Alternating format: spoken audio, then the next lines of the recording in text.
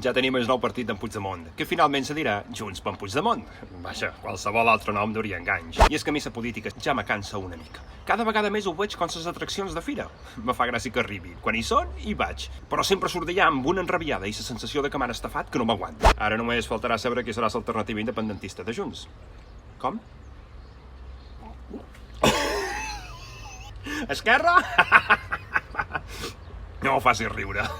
Perdó. L'altre dia pensava en el poc que evolucionen els polítics, així en general, i gran part de culpa és que tenen poc bagatge laboral. Si no s'entén que ara Niceta se proclami campió de les esquerres sense haver guanyat mai unes eleccions. Bé, sí, a delegat de classe, perquè quan va ser escollit secretari del PSC el 2014 no s'hi va presentar ningú més. Dic jo que els polítics haurien d'haver passat per un call center, com vaig fer jo, me cago en d'ell. Allò sí que era un lloc per curtir-se. Un call center és una de les feines més estressants que hi ha, com quan sa sogra te diu que ve a dinar i tu ja saps que se quedarà a sopar i t'ho criticarà tot.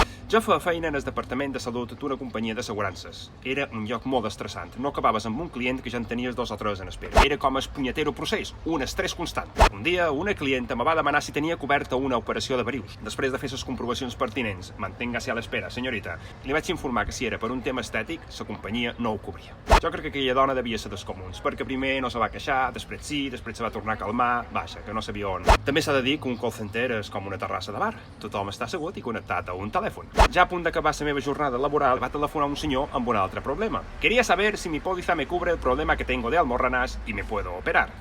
Vaig mirar l'hora. Si ara m'entretenia a cercar informació, sortiria més tard que no sé què. Així que vaig anar sobre segur. Si és per un tema estético, no. Pero tú sabes lo que es una almorrana, cabrón. Manténgase a l'espera, senyorita. I vaig penjar. Quina cagada! Acabava de confondre ses morenes d'aquell senyor amb ses verius de la senyora dels comuns. Quina cagada! Que vaja, tal com estan deixant de ratxes pintades als carrers de Barcelona, era dels comuns, segur. Els estressos no són bons. I a Catalunya duim des de l'1 d'octubre del 2017 amb un estrès constant. Compte que alguns polítics no acabin també confonent alguns conceptes bàsics. Perquè no és el mateix ser independentista que fer independència. Adiós.